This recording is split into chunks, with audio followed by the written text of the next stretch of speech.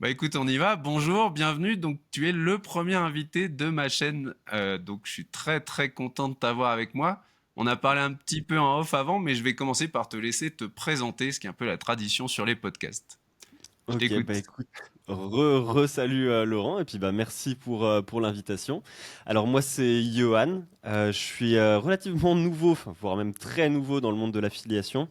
Parce que j'ai pas mal d'expérience sur YouTube et jusqu'à maintenant, bon bah la monétisation, c'était pas sur YouTube, c'était pas mon fort, on va dire. Et depuis que je me suis lancé dans l'affiliation sur YouTube, bon bah là ça marche plutôt pas mal pour moi. Pour vous donner une idée de à quel point je suis nouveau, j'ai lancé ma première chaîne dédiée à l'affiliation il y a 40 jours très exactement. Donc c'est très neuf. Sinon, bah, avant ça, j'étais développeur. Ensuite, en 2021, j'ai lancé ma première chaîne YouTube qui était dédiée au gaming Web 3, donc tout ce qui est jeux vidéo relié à la crypto, etc. Et pendant 2 ans, j'ai pu faire ça grâce au chômage, parce que j'avais quitté mon job de dev. Et au bout des 2 ans, bah, j'arrivais toujours pas à en vivre de cette chaîne-là.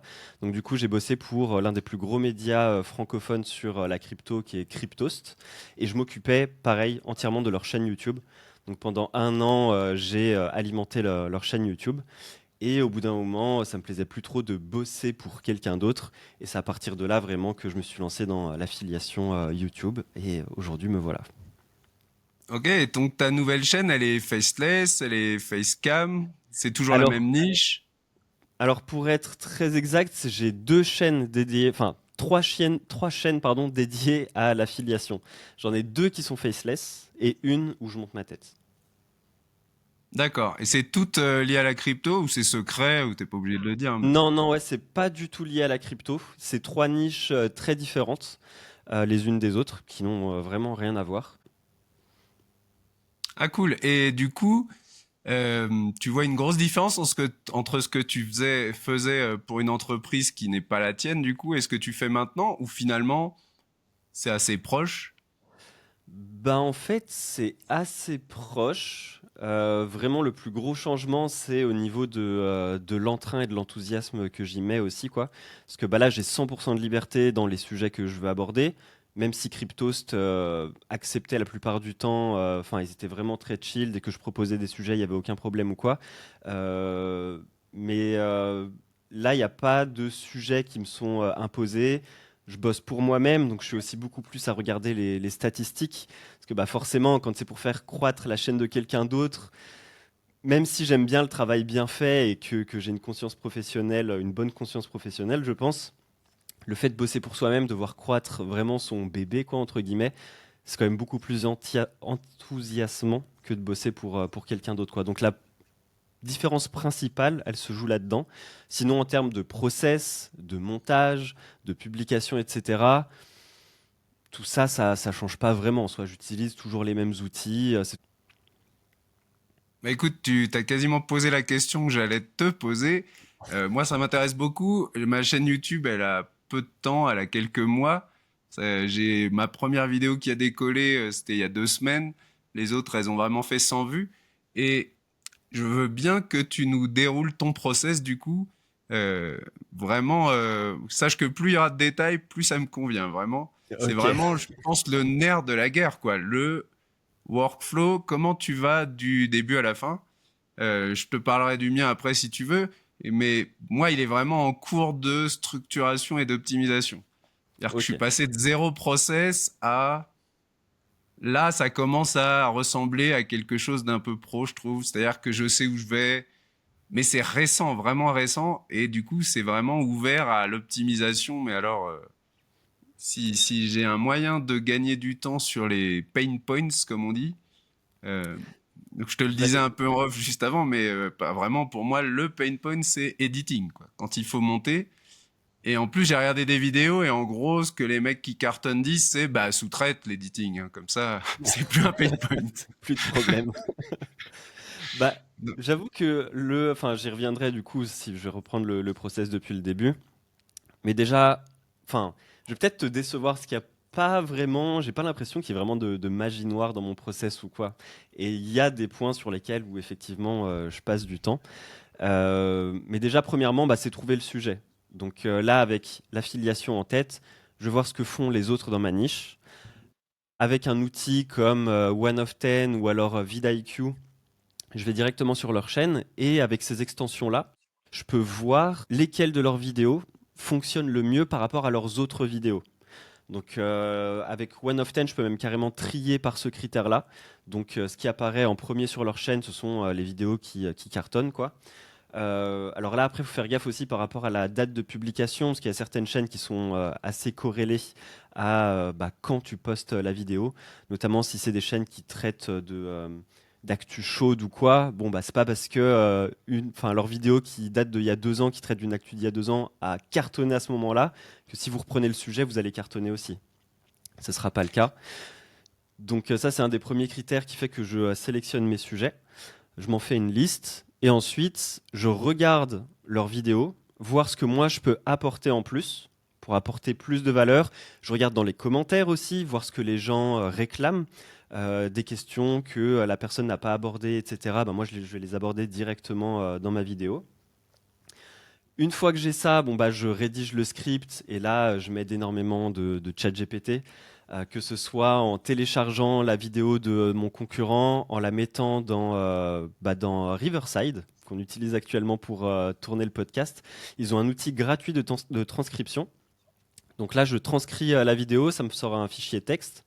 Je le balance dans ChatGPT et je lui dis bon bah voilà, je veux faire une vidéo sur ce sujet. Récupère les informations qu'il y a dans cette vidéo-là, va choper d'autres informations sur le net, etc. pour me faire le truc le plus complet. Ça me pond un script que je vais retoucher évidemment parce que je sais pas si je prompte mal ou si j'utilise. Enfin, moi, j'utilise pas de GPT dédié au scripting de vidéos YouTube ou quoi.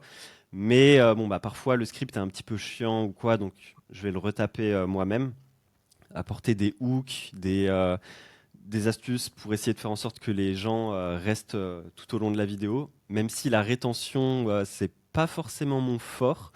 Sur toutes les vidéos, j'ai pas forcément une rétention de ouf, donc ça, pareil, je bosse dessus. Une fois que j'ai tourné, bon bah là, je vais monter, j'utilise Premiere Pro. Donc pour rentrer dans les détails du process, je vais utiliser le montage par texte.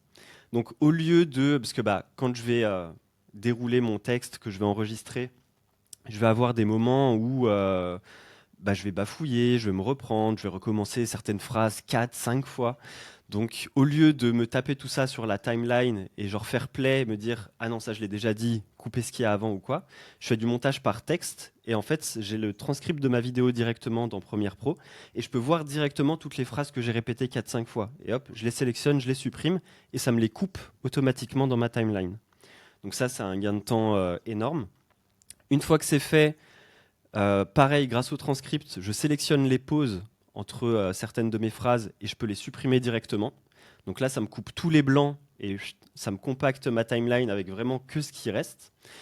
Et la prochaine étape, c'est d'ajouter les b-rolls. Et ça, c'est notamment sur mes chaînes faceless que ça me prend du temps. Donc les b-rolls, c'est les images qu'on va prendre pour illustrer. Les images ou les vidéos qu'on va prendre pour illustrer. Sur du faceless, il y en a tout au long de la vidéo, vu qu'on ne monte pas sa tête. Sur ma chaîne où je monte ma tête, bon, y a pas mal de sections où on voit juste ma tête, où je mets un petit zoom lent ou ce genre de choses. Donc ça me fait gagner du temps parce que j'ai pas à chercher des b-rolls ou quoi. Les b-rolls, je les trouve sur Envato. Donc c'est un site où j'ai un abonnement, où j'ai un catalogue énorme de vidéos et de photos stock. Ils ont même des outils IA maintenant, où tu peux générer des vidéos et des images IA directement depuis Envato. Je crois que chaque mois, je sais plus combien tu as de crédits, mais tu as quelques crédits, quoi. Et d'ailleurs, actuellement, il y a génération illimitée de vidéos. Donc si jamais vous voulez en profiter, c'est jusqu'à fin janvier, je crois. Donc pareil, ça si je trouve pas la bonne image ou la bonne vidéo déjà dans leur bibliothèque ou que je veux un truc très spécifique, bon je fais via IA. Je fais mon montage comme ça, je rajoute quelques transitions, quelques bruitages, sans trop en faire non plus. Il y a même certaines vidéos où je rajoute pas du tout de transition, pas du tout de bruitage. Et enfin, je rajoute une petite musique de fond, histoire d'avoir un petit truc. Quoique sur ma chaîne où je monte ma tête, je mets même pas de musique de fond. Parce que la plupart de mes vidéos, c'est du tuto. Donc sur du tuto, je mets pas de musique de fond, c'est vraiment du brut, j'enregistre mon écran et je parle, quoi. Ensuite, j'exporte, je upload ça sur YouTube. Je récupère le transcript de ma vidéo, encore une fois, avec Riverside. Je l'envoie à ChatGPT et je lui demande de me rédiger une description, de me sortir les tags optimisés pour ma niche, de me donner 15 idées de titres putaclic. Et j'en choisis un, je poste ça. Je fais mes miniatures moi-même. Ça me prend pas mal de temps en réalité parce que c'est un truc que j'aime pas forcément faire. Et pour avoir un résultat potable, je mets du temps. Donc ça, je le fais pareil à la main. J'utilise pas d'IA ou quoi. Enfin, j'utilise de l'IA pour notamment Nano Banana pour m'aider sur certains trucs. Si c'est par exemple pour me mettre moi dans une situation, pour me mettre en scène sur la miniature, bah, je demande à Nano Banana de prendre mon visage et de le mettre dans telle ou telle situation en fonction de la vidéo. Et je poste tout ça. Et ensuite, voilà. Ok. Bah, si tu veux, je te partagerai parce que pour le coup, mon process, il est assez proche. Euh, je pense que la différence, c'est que pour la partie IA, j'ai vraiment des espaces de travail, mais c'est de la sous-optimisation étape par étape et point par point. C'est-à-dire que, Ok. tu vois, j'ai un espace de travail pour les titres YouTube où tu as des fichiers que j'ai récupérés sur les mecs que je trouve les plus intelligents du web, en gros, sur tout Ok. ce qu'ils ont dit sur les titres YouTube. Ça, je les donne à un espace de travail dont j'ai optimisé aussi les instructions. C'est-à-dire qu'il sait qu'il doit me donner des titres qui s'inspirent justement des 10 fichiers, mais aussi des titres où il va s'inspirer des derniers trucs qu'il y a sur les réseaux sociaux. Il me propose aussi des titres orientés SEO, des titres orientés algo YouTube. Tu vois, il Mhm. me sort un truc plus... Et je pense vraiment que ça, pour le coup, c'est un gain de temps parce que du coup, c'est structuré. C'est pas que la Ouais. réponse est forcément meilleure, parce qu'honnêtement, tu vois que l'IA, à la vitesse à laquelle ça progresse, en fait, ouais, je pense qu'elle sait bien ce que c'est un titre YouTube, mais ça permet, tu vois, directement, je lui demande et il me donne, regarde, voilà, deux titres SEO inspirés de tout ce qu'on a en stock, deux titres SEO inspirés des dernières tendances, des titres machin. Enfin, c'est surtout pour l'algo, ça que ça compte. Après, est-ce que toi, tu t'es penché sur cette histoire de titre SEO versus titre plus algorithmique? Pour ceux qui écoutent, qui connaissent pas, un titre SEO, ça serait guide complet de la méthode pour ranker sur les LLM, tu vois, 2026. Ça, c'est vraiment le titre SEO. Les personnes qui vont chercher un guide, ça va leur parler et tu as des chances de sortir dans la recherche YouTube, etc. Et la même vidéo avec un titre algo, ça va être arrête de faire ça de la mauvaise manière. Les experts rankent comme ça. Ou tu vois tous ces trucs un peu où tu tapes sur la curiosité, sur les pain points, et mon expérience récente, c'est que c'est contre-intuitif. Pourquoi ça? Justement, suite à la mise en place de mon espace de travail qui travaille à ma place, quand j'ai fait la première vidéo que j'ai faite sur Perplexity, qui est ma première vidéo qui a fonctionné, pour moi, c'était un guide Perplexity. Donc, j'avais quand même pas mal dans la tête de lui mettre un joli titre SEO, tu vois. En plus, c'est sûrement lié à mon historique, mais j'ai fait un an vraiment quasiment de site web pur en cherchant du trafic organique que je trouvais pas forcément, mais on en reparlera si ça t'intéresse. Euh, je pense que ça met beaucoup de temps aussi à sortir de la sandbox. Enfin, il y a plein d'éléments. Mais quand je me suis mis à YouTube, j'avais ce préformatage quand même, qui est Hmm. très ton titre, ça doit être un truc optimisé avec les mots-clés au début, propre. Et là, mon espace de travail, il me dit non, en gros, nul. Ton titre, il est nul, le tien, tu remballes.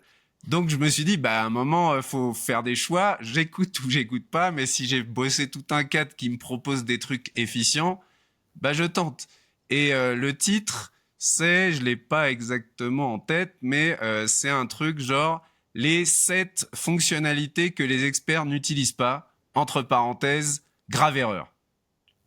Et Ok. c'est pas du tout, tu vois, c'est vraiment loin de ce que moi j'avais en tête au moment de faire la vidéo, quoi.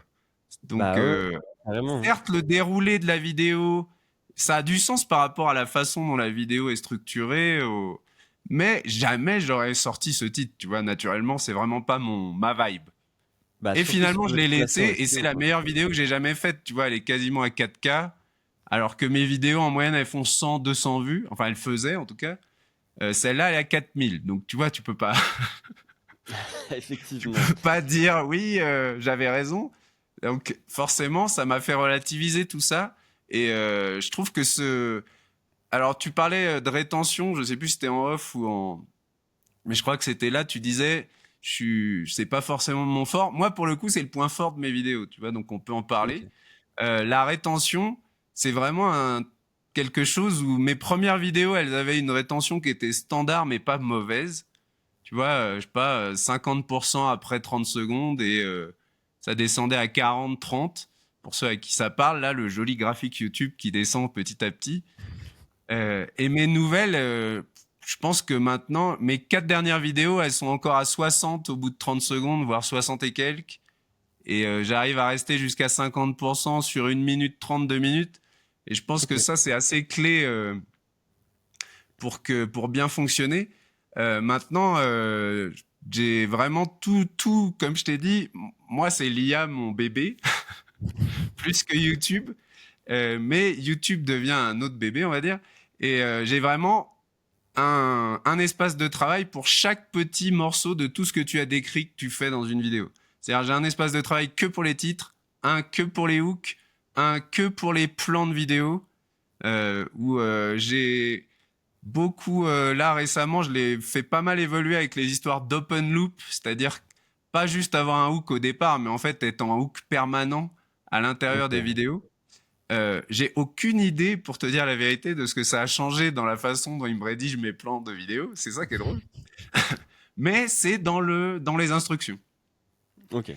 Toujours est-il que je suis comme toi, il y a toute l'intervention humaine. Je pense que c'est capital de le dire au cas où il y ait des personnes qui nous écoutent et qui disent «Oh Laurent, il automatise tout, il a trop raison, je fais plus rien». Je retouche absolument tout par contre, hein. J'ai jamais posté, utilisé un plan ou un hook tel quel.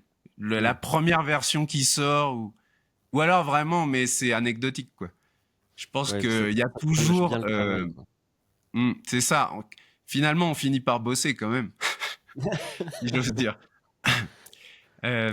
Après, j'ai la chance là d'être sur une chaîne YouTube où je parle de trucs qui m'intéressent à fond, donc je je sais pas pour toi, mais je pense que c'est un peu ce que tu nous transmettais par rapport au fait que quand tu travailles plus pour une entreprise, mais pour toi, bah, tu choisis tes sujets, tu choisis un peu la vibe de ce que tu racontes, et du coup, tu mets pas la même énergie, pas la même intention, et finalement, c'est sûrement le plus important. Après, pour finir, je vais te relaisser la parole parce que je voudrais savoir ce que tu en penses. Moi, vraiment, là, je l'ai expliqué il y a 5 minutes. Je suis passé de travailler sur des sites web, du SEO organique, le web, version site, à quasiment all-in YouTube et la vidéo. Dans ma tête, les sites internet, c'est devenu des landing pages des réseaux sociaux, quoi. Vraiment, hein. OK. C'est-à-dire que c'est pas que je délaisse le site web, mais il est pas dans la vision business du le site, c'est là où vont atterrir les gens que j'ai capté sur un short. On reparlera des shorts parce que ça m'intéresse beaucoup. Là, j'ai fait mes premiers il y a une semaine littéralement quasi ou deux, euh, ou via des vidéos YouTube plus longues, etc. Mais essayer de chercher vraiment du trafic organique avec un site, etc., ça me paraît pas une bonne idée pour plein de raisons, mais la raison principale, c'est que pour attirer de la confiance, je pense, il n'y a plus que la vidéo où vraiment on voit que c'est réel, comme nous là on est en train de discuter, on bafouille trop et on n'est pas assez carré pour que ce soit de l'IA, et tant mieux en fait.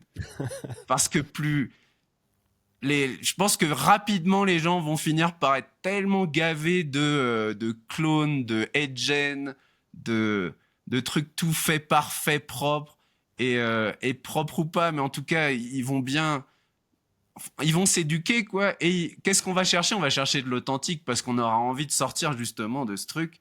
moi, le premier, je préfère écouter toi ou quelqu'un d'autre, mais en tout cas une personne qui est derrière son écran qui dit ah désolé là c'est pas top, mais je vais quand même essayer de vous montrer, que de me manger des trucs faits en automatique propres et aseptisés là où en fait au bout d'un moment tu te dis bah non j'ai envie de sortir de là, au secours.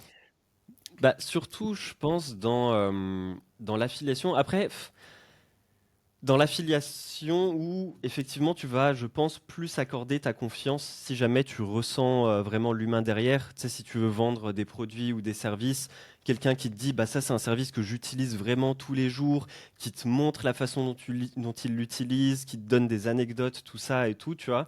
Je pense que tu auras un lien plus fort et que ça va plus facilement te faire passer à l'acte d'achat en passant par le lien en description ou en utilisant le code promo.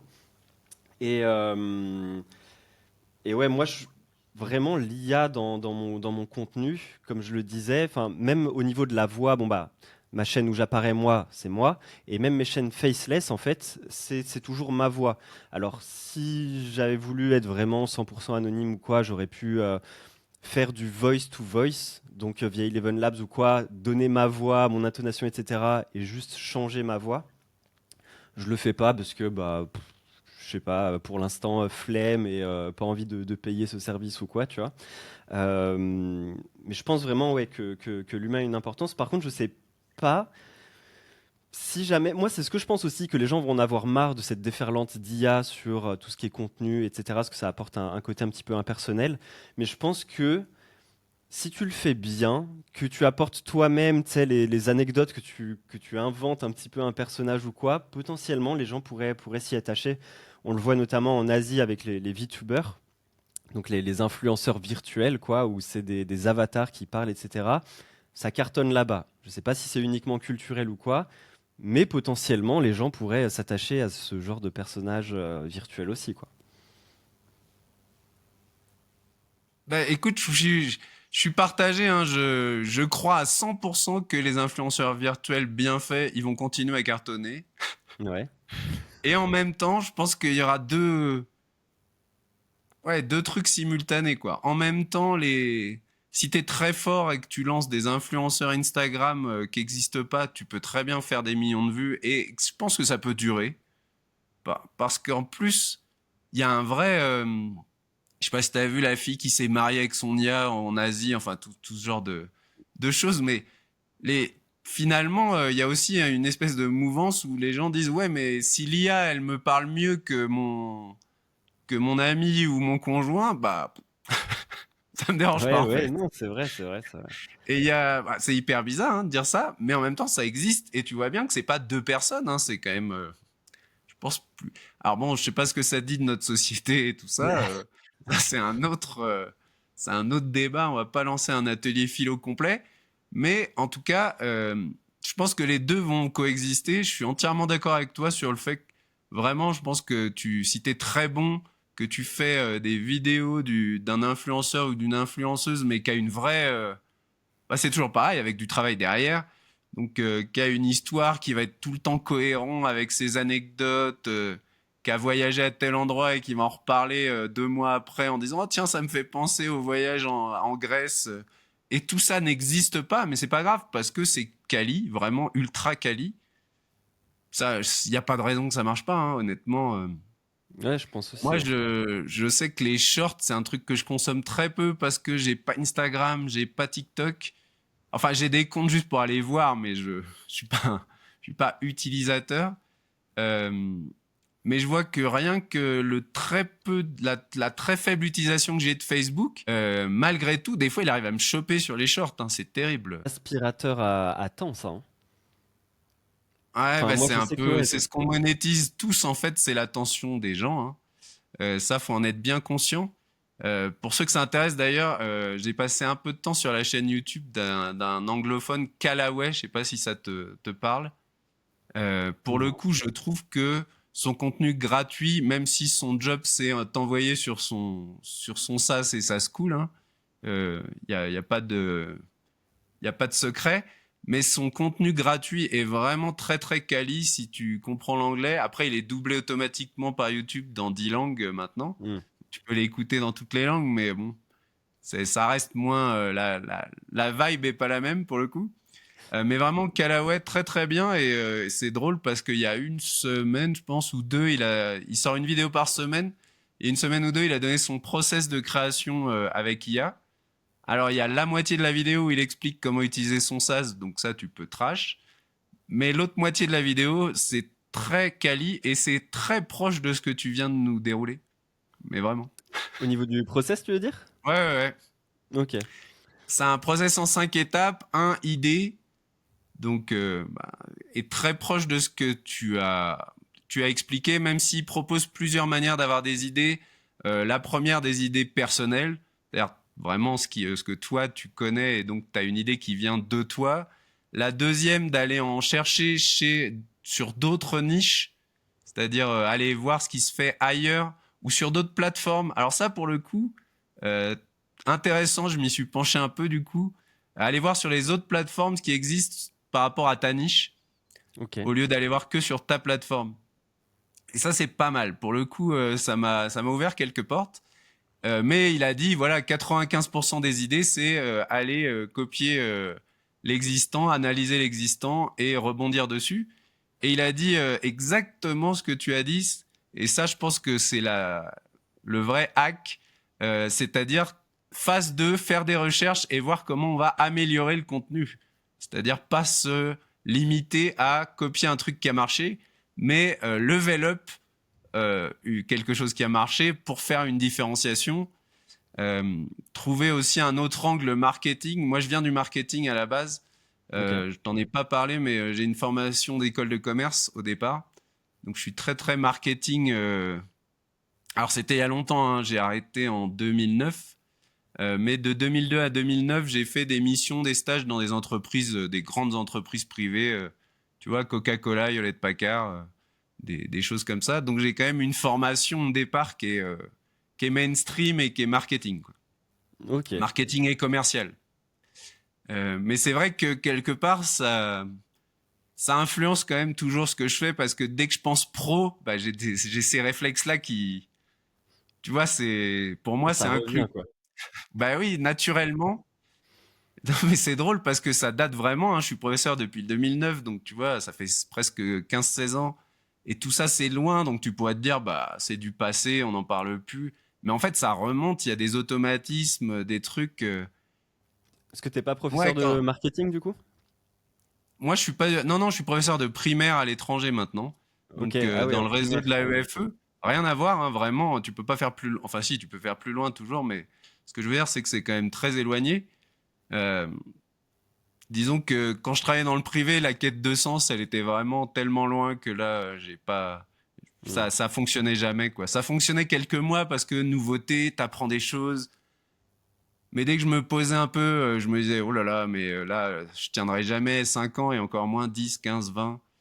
Euh, Tu vois, quand t'es là, oui, il faut que les personnes de telle région, elles consomment plus de tel format de produit. Donc, qu'est-ce qu'on pourrait faire pour augmenter ça de 3%?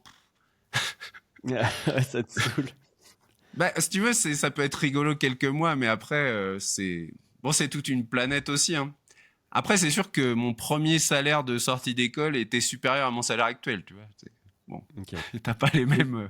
mais du coup, est-ce que c'est pas aussi un aspect ça que tu retrouves bah, dans ce que tu fais en affiliation, que ce soit tes sites ou YouTube, bah, comment je peux faire pour que mon audience qui s'intéresse à tel produit regarde ma vidéo plus longtemps pour augmenter mon CTR et mon watch time de tant de pourcents, etc. et tout, tu vois?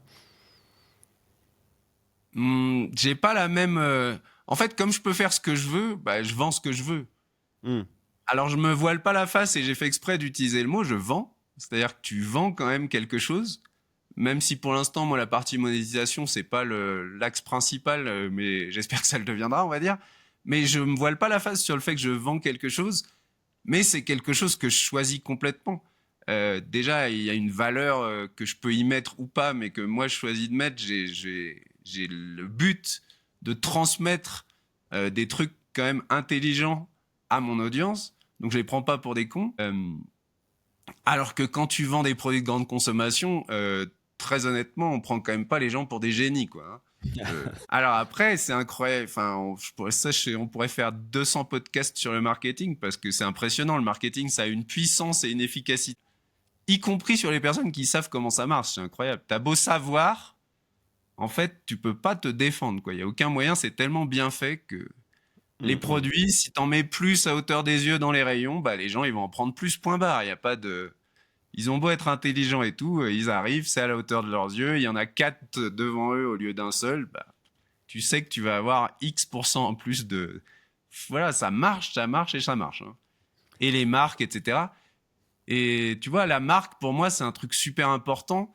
Et j'ai l'impression que ça fait un an que ça a fait son chemin vraiment dans le SEO et YouTube un peu. Où il y a des plein de sites qui avaient pas vraiment ce concept de se dire, ah, il faut que je reste dans la tête des gens, il faut que j'ai une marque, il faut que j'ai une image, il faut que j'ai. Alors que, tu vois, quand j'ai créé Mint Avocado, ça fait un an là, un tout petit peu plus d'un an, le premier truc auquel j'ai pensé, c'est ça, moi. Je me suis dit, là, il me faut un nom de marque, il faut quelque chose qui tienne, qui soit original, qui fasse, qui ait une certaine vibe et tout. Tu vois, j'ai passé beaucoup de temps à ça, alors qu'il y en a, ils créent leur truc et 6 mois après, ils se disent, oh tiens, peut-être que je pourrais avoir un positionnement un peu marque et tout. Pour moi, c'est super important et je pense que sur YouTube, c'est capital.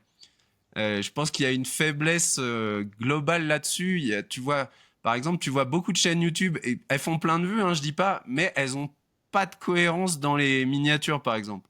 Elles surfent sur Mm. les vagues de miniatures, les modes de miniatures, mais il n'y a pas un. Quand t'en Un regardes branding. 10, t'as l'impression que c'est 10 chaînes différentes. Mm. Moi, pour moi, ça, c'est vraiment ready. Je pourrais pas faire ça. Je dis pas qu'il faut le faire, pas le faire. J'en sais rien, je suis pas un expert. J'ai pas fait 50 chaînes. J'ai pas assez d'expérience et j'ai pas la. Je dis juste que moi, dans mon cas, j'ai fait quelques vidéos et au bout d'un moment, je me suis dit, bon, là, il faut que tes miniatures, elles aient un style et tout. Et toutes les dernières, elles ont fond blanc, ma tête, tel style, tel truc. Là, si tu regardes mes 10 premières, il n'y a rien à comprendre. Et les 10 dernières, tu vois que d'un seul coup, c'est en cours de. Ça se structure sur un truc. Il y a un branding, quoi. Ok, bah, t'as pas pris le temps de refaire toutes tes anciennes miniatures, si? Je suis en train, petit à petit, ça recule. Putain. Ah non, mais c'est parce que ça m'angoisse, ce genre de truc. C'est-à-dire, moi, c'est pas une question de motivation, c'est une question de. Je suis très, très. Je peux pas aller me coucher, en gros, s'il y a un truc qui me tracasse de ce type-là. Là aussi, j'ai passé un peu de temps à me faire un b-roll pour mettre au début de mes vidéos, tu vois, de branding, ce qui fait que bah, il y a que la dernière qui l'a, mais toutes les prochaines auront toutes les mêmes 4 premières secondes. C'est un avocat qui tourne en or et qui devient plat avec Mint Avocado qui s'affiche. Mais Et tu vois, tout d'ailleurs, ça bah, pour. je sais pas si t'as déjà les stats là sur cette vidéo où justement t'as mis l'intro comme ça. Non, non, Non? Ok. Enfin, sur cette vidéo-là, il est meilleur que d'habitude. Ok. Mais alors, je pense pas que ça soit lié à ça, honnêtement, hein. Je pense que c'est C'est- lié à la vidéo et tout ça. Mais je veux dire, en tout cas, j'ai pas de baisse, j'ai rien. Et tu vois, je suis à plus de 60% sur les 30 premières secondes. Et sur mon watch time, sur mon temps de visionnage, je suis à meilleur que d'habitude, sur la durée totale, moyenne.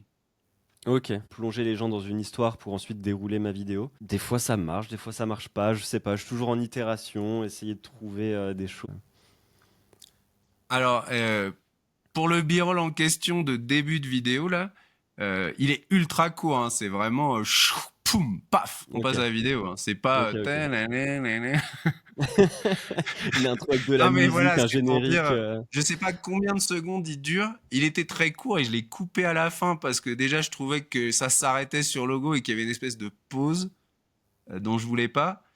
Et je pense même que je vais gratter une seconde au départ. Après, je pense qu'il y a vraiment deux choses. Soit tu veux rester sur. Enfin, je pense qu'il faut pas avoir peur non plus de faire des trucs qui augmentent le ressenti qualitatif Hmm. du contenu. Et je pense qu'avoir. C'est comme ça que j'en suis arrivé là, hein. Là, je te fais mon déroulé mental du comment j'ai mis ça au départ. Parce que j'avais le même stress. C'est-à-dire, on me dit de toute façon, il faut que tu commences par. Dans cette vidéo, je vais vous dire ça parce que si tu commences à dire bonjour, je m'appelle Laurent, les gens ils sont partis. Donc tu es dans cette angoisse permanente de pas avoir suffisamment accrocher tout le monde. Maintenant, je pense qu'il faut aussi miser, en tout cas quand la chaîne elle a un peu d'expérience aussi, je pense que ça joue aussi le fait que tu sois dans tes 3 premières vidéos ou à la 30e. Mais je pense que montrer que tu atteins un certain niveau de qualité, et je pense que la petite intro vraiment super propre, voilà, faut que ça soit un truc qui a un peu de la gueule, on va dire. Mais je pense que voilà, tes 3 secondes là, ça te fait du branding. Ça fait que toutes tes vidéos elles vont commencer par ça. Donc si t'as quand même, tu finis par avoir un public, ils vont avoir l'habitude de ça. Et si c'est très quali, ça met la base sur, voilà, moi c'est pas non plus une vidéo pas où j'ai pas investi, j'ai une marque, voilà. Ok. Pour tout te dire, moi je suis fan de NBA et j'ai pas mal à analyser les vidéos YouTube NBA, parce que le sport, c'est un truc sur YouTube, ça peut faire vraiment, vraiment beaucoup d'argent, je pense.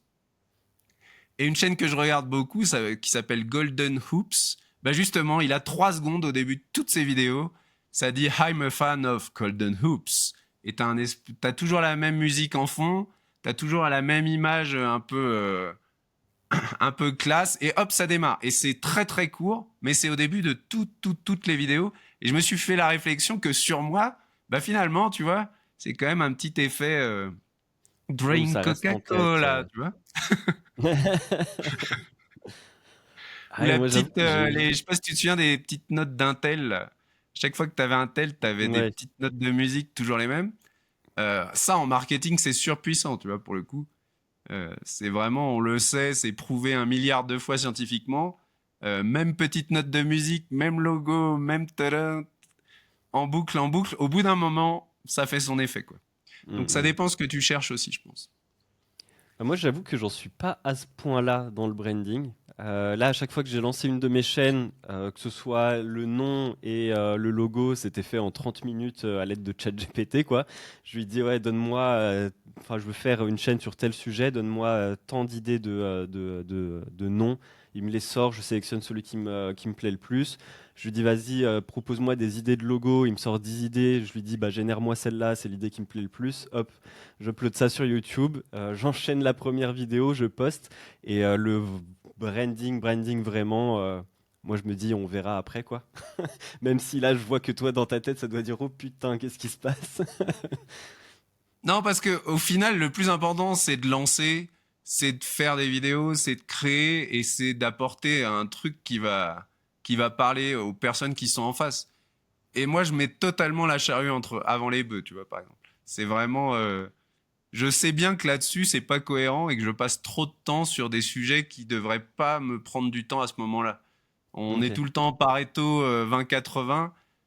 Clairement, je suis pas dans les 20 là et je pense que la raison, c'est toi qui l'as, tu vois. C'est-à-dire il faut pas, en tout cas, que ça devienne quelque chose qui te retarde ta première vidéo d'une semaine, où ça n'a aucun sens.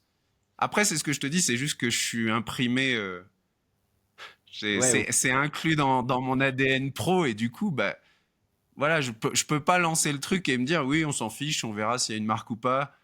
Je peux pas le faire, en fait, c'est juste naturellement. Euh, Après, je pense que quand tu atteins un certain niveau si en plus, dans YouTube Studio, tu as des stats super précises. Quand tu commences à avoir un peu des spectateurs récurrents, que tu vois que ta chaîne, elle a une petite, pardon, elle a quand même accroché des gens, que tu commences à avoir des abonnés. Je pense que là, c'est intéressant de s'y pencher parce que ça va commencer à créer quand même quelque chose de structuré et d'un peu, ouais, où il y a plus que juste du contenu et des vidéos, il y a aussi ce côté marque, ce côté je viens, je sais où je viens, je sais à quoi ça va ressembler. Je pense que plus tu as une communauté et des spectateurs récurrents, plus ça devient intéressant. Et du Ouais. coup, dans YouTube Studio, tu as absolument toutes les statistiques, c'est assez incroyable. C'est comme si tu avais un site web, sauf que de payer des outils, tous les outils sont dans YouTube, c'est vraiment ça, c'est top. Quand tu as passé un an à faire des sites où dès que tu veux des statistiques, il faut aller chercher au fin fond d'outils divers et mystérieux.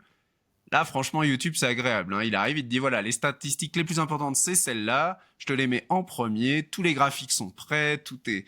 Et ça, c'est très bien, même si ça peut être chronophage et un peu stressant. Euh, j'en parlais en off, mais j'ai été obligé de désinstaller YouTube Studio de mon téléphone, hein. Ça devenait un vrai problème, vraiment dans ma vie. Ça devient vite obsessionnel, hein. Moi aussi, je suis là, pareil, j'essaye de vraiment couper parce que, en fait, toutes les 30 minutes, même quand je bosse, tu sais, dès que j'attaque une tâche que j'aime pas trop quoi, bah, en fait, je vais procrastiner à regarder mes stats, à regarder mes commissions, etc. Et maintenant, je me suis fixé, ok, ça, je le regarde au matin. Ça me permet aussi de répondre aux commentaires YouTube que j'ai reçus dans la nuit, machin et tout. Et ensuite, j'y touche plus de la journée jusqu'au soir. Et en fait, je check du coup maintenant 2 fois par jour. Parce qu'avant, c'était une perte de temps, mais monstre pour moi, quoi. Alors, bon, moi, plus que la perte de temps, il y avait vraiment un effet anxiogène, hein. C'est-à-dire que non Ah ouais? seulement j'y passais trop de temps, mais en plus, t'es avant d'ouvrir l'application, t'es là, oula, pourvu que. Ou Hmm. alors, t'as posté une nouvelle vidéo et tu regardes toutes les heures ou pire, parce que c'est pour voir comment elle décolle oh là là, c'est terrible. Et là, il y a beaucoup de vidéos sur le mindset et sur les process pro pour réussir à être bien dans son travail d'indépendant, enfin, quand tu es tout seul chez toi. Je pense que vraiment, désinstaller les outils de son téléphone, très très bon type. C'est le meilleur que j'ai à donner. Désinstaller ça du téléphone, déjà au moins, quand t'es pas derrière l'ordi, t'y as pas accès, ça te coupe déjà une bonne partie de la journée. Parce que sinon, bah, t'as la petite notification nouvel abonné, la petite notification commentaire. Ouh là là, faut que je réponde en moins de tant de temps parce que sinon l'algo il va considérer que je suis pas assez dynamique et je sais pas quoi. Enfin, quand t'es, ouais, je pense qu'il faut absolument réussir à couper. Alors chacun ses méthodes. Soit comme toi, c'est des moments précis de la journée. Soit moi, ma technique, c'est déjà m'éloigner de l'outil. C'est-à-dire la désinstallation, très efficace. Et là, il y a des journées, je regarde pas de la journée, tu vois. Et là, c'est une fierté, mais tu peux pas savoir, hein, vraiment. Ça m'a fait un bien fou au cerveau. Euh, Après, c'est plus facile aussi quand la chaîne commence à fonctionner. T'as parlé de bébé, c'est-à-dire que c'est quand même quand tu crées toi une chaîne de zéro, que c'est toi qui as créé le contenu, la stratégie, la marque, les titres, chaque petit élément, bah, c'est quand même un peu ton bébé et bah, tu es très curieux de voir comment ça va fonctionner ou pas. Et je pense que au début, c'est dur de se détacher et c'est normal. Mais il faut faire attention, quoi. C'est clair que ça peut être un truc qui te mange le cerveau petit à petit. Mais je pense qu'on passe tous par là, hein. Parce que moi, je sais que bah là, comme je te disais, l'affiliation sur YouTube, vraiment, bah là, c'est la première fois que je lance des chaînes vraiment orientées affiliation. Et bah, quand j'ai lancé ma première, moi, je poste sur la première, là, je poste 2 vidéos par semaine. Et bah, je regardais même pas en fait forcément les stats de mes vidéos. Mais je regardais à chaque fois, je rafraîchissais les commissions, tu vois. Est-ce qu'aujourd'hui j'ai reçu une commission ou pas ou quoi, tu vois. Et au début, c'est normal, j'imagine. Surtout bah, quand tu reçois la première, là, tu es super content et tout, aussi petite soit-elle ou quoi, tu as vraiment l'euphorie et tout. Et les jours suivants, bah, pareil, tu vois, c'est que souvent la mayonnaise commence à prendre. Moi, je sais que les premières commissions, là, c'est notamment grâce à, sur ma première chaîne, une des vidéos qui a commencé à être pas mal poussée par l'algo YouTube. Et donc, en fait, elle continue aujourd'hui d'être poussée. Et donc, les commissions tombent régulièrement, quoi. Et donc, les premiers jours, mais toute la journée, je rafraîchissais pour voir est-ce que j'en ai une nouvelle ou quoi. Même si j'en avais que 1 ou 2 par jour, hein, donc ça méritait pas non plus d'y rester la journée. Mais c'est très, très galvanisant. Mais c'est le piège aussi, quoi. C'est qu'il faut pas passer sa journée du coup à rester sur les stats, quoi. Mais c'est... Ouais, je pense que tout le monde y passe. Je pense que tout le monde à un moment se dit, bon, faut que j'arrête.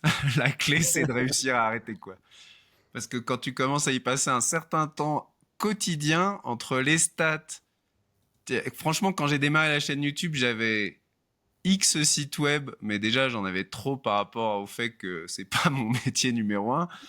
Plus la chaîne YouTube qui démarre, plus les affiliations qu'en plus, enfin, moi j'ai pas d'outils qui agrègent tout ça, donc j'allais voir à différents endroits. Euh, j'ai pas du tout envie de savoir combien de temps j'y ai passé, tu vois. Vraiment, ça n'a aucun sens. Euh, Maintenant, moi, mon expérience de l'affiliation, c'est que les petites affiliations, ça m'a pas trigger, mais par contre, la première fois que j'en ai à toucher une correcte, ça m'a vraiment trigger. Dans le sens où là, c'était l'inverse.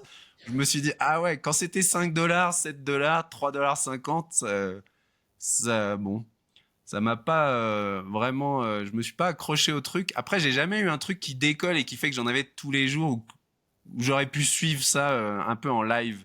Ok. J'ai jamais eu cet effet-là.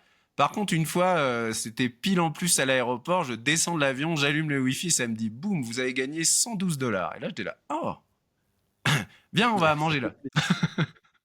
Là, je me suis dit, ah oui, là, d'accord, c'est quand ça, quand ça atteint une certaine valeur. Après, moi, j'ai des tout petits revenus en mensuels. Pour l'instant, c'est pas du tout quelque chose que je pourrais faire à plein temps. En tout cas, mes revenus actuels sont pas suffisants pour que je puisse me dire, tiens, je vais décrocher de mon métier et faire que ça. Euh, Maintenant, ça met du beurre dans les épinards, comme on dit. Et je pense que même si c'est un peu triste, c'est un peu aussi le seul indicateur de nos résultats réels qu'on ait, quoi. Parce que finalement, c'est joli, les vues, les machins, le trafic, mais tant qu'il n'y a pas la monétisation derrière, après, ça peut être un jeu personnel de se dire, moi, j'ai envie d'avoir des sites qui font du trafic et des vidéos qui font des vues. Mais le but, c'est quand même la monétisation. Comme je l'ai dit tout à l'heure, j'hésite pas à dire que mon travail, c'est de vendre quelque chose, que ce soit vendre un contenu, vendre des informations. Quelque part, ça reste de la vente et je pense qu'il faut faire attention de ne pas s'éloigner de ça, dans le sens où, je sais pas comment dire ça poliment, mais il faut pas penser que ce qu'on fait, c'est incroyable. Ça reste quand même vendre des trucs. C'est du Ouais, commerce, quoi. totalement. Et je pense que c'est important de garder les pieds sur terre et de rester carré là-dessus. Et ça évite aussi, je pense, de prendre les gens un peu pour des imbéciles. Des fois, le contenu, il est là pour vendre des choses. Et je pense que quand tu es assez transparent, tout en... Voilà, c'est un peu comme ce que tu disais, quand quelque part derrière, il y a quelqu'un qui a une vraie expérience du produit, qui l'a utilisé et qui te dit, bah écoute, moi je l'utilise, c'est carré, ça fonctionne. Il n'y a pas de raison que, honnêtement aussi, les gens aient pas envie d'acheter de l'autre côté, quoi. Ouais, non, c'est sûr. Mais Toi, c'est du vrai coup, tu as des sites internet ou pas? que zéro Ah pour bah, l'instant. bah, Mais parce vas-y, que développe, développe. Parce que je crois que je te disais en off, pour le coup, moi qui ai commencé par les sites, je vois de plus en plus les sites comme le lieu d'atterrissage du trafic qui vient des réseaux. Donc dans mon cas en particulier de YouTube. Et plus ça va, plus je vois vraiment les sites de cette manière-là. Après, je l'ai vu avec mon site Mint Avocado quand il a eu presque un an. Il est sorti de la sandbox, il a commencé à faire par lui-même de la traction, mais déjà ça a pris un temps infini. Et cette traction-là, elle est inférieure à la traction que j'ai sur YouTube au bout de 2 mois, tu vois. ah oui, Donc non, la mais ça c'est comparaison, sûr. bah, elle est, enfin, je veux dire, il y a zéro débat. Je vois bien qu'il y a encore des personnes chez qui ça fait débat, mais alors vraiment, pour moi, c'est une erreur totale. Le débat, il est clos. Les réseaux sociaux, il y a une puissance de dingue. Les sandbox, donc la sandbox, c'est le temps que met l'algorithme à te faire un peu confiance et à vouloir diffuser un peu tes contenus. La sandbox est beaucoup plus courte, tu peux avoir beaucoup plus de traction, les gens te font confiance plus vite. Les sites web, c'est bien, mais c'est vraiment, pour moi, ça peut pas être la base, ça doit être la fin du tunnel un peu. Bah, Du coup, pour toi, si donner tu as zéro site web, ça veut dire que pour l'instant, tu nulle part où envoyer ton trafic. non, c'est vrai que enfin là, moi, je suis vraiment juste focus en mode générer des commissions. Donc les gens, ouais, j'ai pas de retargeting ou quoi, même si là seulement maintenant, au bout du 40e jour, sur ma première chaîne YouTube, là je vais mettre dans ma prochaine vidéo un lead magnet, histoire de récolter des emails. Donc ça va être la première vraiment chose que je vais mettre en place pour pouvoir retargeter un petit peu mon audience et tout. Mais jusqu'à maintenant, non, j'étais vraiment juste en mode, je poste une vidéo, cette vidéo elle est faite pour vendre et voilà quoi. Mais pour revenir un petit peu sur la vitesse à laquelle ça va sur YouTube, moi enfin, j'ai 3 chaînes. Donc la première chaîne, je l'ai lancée il y a un moment en parallèle de mon job. Donc vraiment, j'avais pas le temps de vraiment prendre soin de poster régulièrement dessus et tout. Je postais une vidéo dessus au début, le premier mois, peut-être toutes les semaines. Et ensuite, j'avais plus le temps et c'était beaucoup moins régulier. C'était peut-être toutes les 2 semaines. La première commission, elle est tombée au bout d'un mois. Et moi, je me rendais pas compte, mais quand j'entends les wizards dire que quand on fait un bon site, qu'on le fait correctement et tout, faut plus compter sur du 8 mois avant de toucher sa première commission, je me disais, ah ouais, YouTube, c'est vraiment puissant. Ensuite, la deuxième chaîne YouTube que j'ai lancée, je l'ai lancée euh, en quittant mon job. Je sais que c'est pas la chose à faire et tout, mais là, j'avais des économies pour pouvoir me permettre de vraiment quitter mon job et me lancer à temps plein sur la création de contenu sur YouTube. Donc je l'ai fait. D'ailleurs, j'ai une chaîne YouTube et enfin j'ai des réseaux qui s'appellent Johan Afi sur TikTok, Instagram et YouTube où je poste des shorts quasi tous les jours pour documenter un petit peu mon évolution, Ça, etc. tu me diras hein, exactement ce que tu veux que je mette en description en Ok, bah, priorité. bah, je pense que ce sera ça le plus intéressant pour l'audience, c'est pour pouvoir suivre un petit peu l'évolution de ma création de contenu, quoi.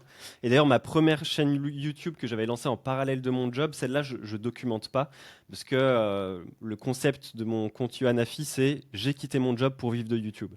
Donc vraiment, je documente les chaînes uniquement que j'ai lancées après avoir quitté mon job. Et donc il y a cette première chaîne-là, donc une commission au bout d'un mois. Ensuite, la chaîne que j'ai lancée tout de suite après avoir quitté mon job, la première commission, elle est tombée au bout de 2 semaines.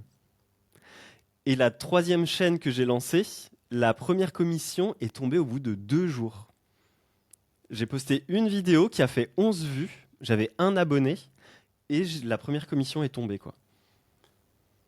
Non, mais bah, pour que tu parles des wizards, Arthur passe son temps à dire que YouTube c'est le Dorado.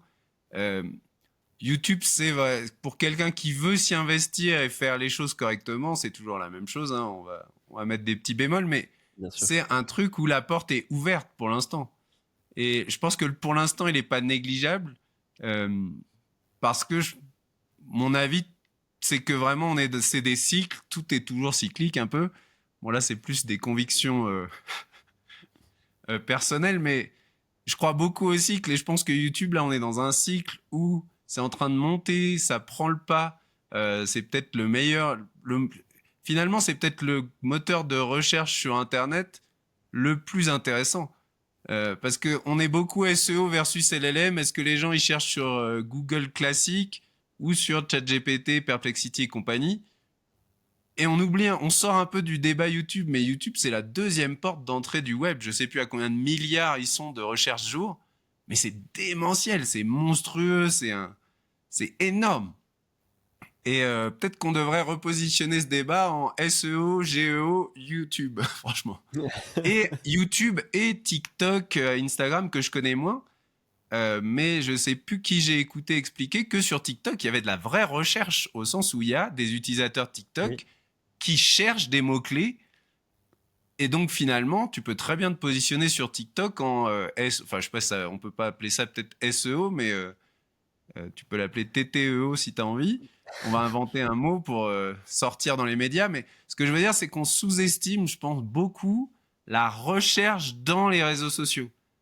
Parce que les réseaux sociaux, l'image, et même des pros, hein, c'est les gens, ils sont en train de swipe là, et quand tu arrives à les choper avec un hook, boum, tu les accroches et ils regardent ta vidéo. Mais il y a de la recherche en fait. Mais moi, Et j'ai été choqué même sur, enfin, ma belle-sœur, j'ai appris qu'il y a une vingtaine d'années, et elle est très génération Snapchat et tout. Quand je lui demandais, ouais, tu connais pas un resto bon dans telle ville, machin et tout, elle dit, ah bah attends, je vais te dire ça. Elle, elle cherchait sur Snapchat. J'étais en mode, mais qui fait ça? Elle dit, bah tous mes potes et tout, quand on cherche un truc, voilà, on va c'est sur ça. Snapchat, quoi. Qui fait ça? Bah tout le monde sauf toi. Ah merde. Mais c'est ça, exactement. Non mais c'est pour ça, le danger c'est toujours la bulle. Hein, c'est quand tu commences à penser que tout le monde fait comme toi. Euh, les algorithmes, les réseaux sociaux nous poussent dans nos bulles en plus. On est de plus en plus enfermé dans des. Alors, t'as plusieurs bulles, tu vois. Moi, je vois bien que j'ai ma bulle là, SEO, etc. Donc, les algos, ils m'envoient la dernière vidéo de Romain Pirotte ou je ne sais quoi. J'ai ma bulle sport, santé, tu vois. Et je vois bien que YouTube, il m'a complètement. Bah, il m'a compris à 100%, tu vois, magnifique, hein, vraiment. Si je clique sur YouTube, sur mon compte que j'utilise pour le majoritairement. Alors après, comme j'ai plein de comptes, il est un peu perdu par endroits, je pense. Et puis il y a les comptes où je fais des recherches plus pro. Et après, il commence à t'envoyer des vidéos et t'es là, non, mais ça m'intéresse pas ce sujet en fait. Je regardais par intérêt professionnel uniquement, c'est assez drôle. Tu vois, typiquement, dans le dernier podcast des Wizards, il a parlé assurance pour chiens. J'ai eu le malheur de taper 4 mots-clés autour des chiens, des Ah chats. ouais. Et là, Et là, c'est il est compliqué. là, ouh, il y a de l'argent à faire. Il m'a envoyé ça dans mon. C'est assez drôle, en fait, quand tu as du recul, de voir à quel point il est là. Ouh, toi, là, tu as peut-être acheté un chien ou tu vas en acheter un bientôt. Je vais t'attraper avec ça. Et moi, je suis là, bah non, non, non. Euh, mais voilà, tout ça, c'est super intéressant. Et on est aussi quand même là, je prends un peu de recul, mais à un moment de la société qui est en train de basculer sur l'IA qui arrive dans absolument tout et partout. Je sais pas, toi, ce que t'en penses, ce que tu penses sur les effets que ça aura. Il y a un peu des combats, tu vois, de ChatGPT qui, là, ils ont signé un contrat, par exemple, avec une grosse chaîne aux États-Unis qui s'appelle Target pour faire du shopping directement en ChatGPT chez Target, tu vois. Ok. C'est-à-dire, au lieu d'aller sur carrefour.fr, tu vas sur ChatGPT et tu lui dis ouais, je fais mes courses, je les fais chez Carrefour, j'ai besoin de ça, je vais cuisiner ça, et il y a. Euh, T'as des avis là-dessus? Toi, t'as une utilisation de l'IA uniquement pro ou tu vois, t'en es où par rapport à tout ça? Non, moi, enfin, j'utilise ChatGPT tous les jours. Dès que j'ai une question, je passe par ChatGPT.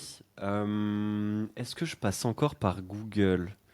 Bah, je passe par Google pour tout ce qui est pro. Bah, dès que je cherche un programme d'affiliation ou quoi, bah là, je passe par Google pour ce genre de requête, quoi. Euh, mais dès que j'ai une petite question, genre en mode, je sais pas, ah merde, là, je viens de casser telle chose chez moi.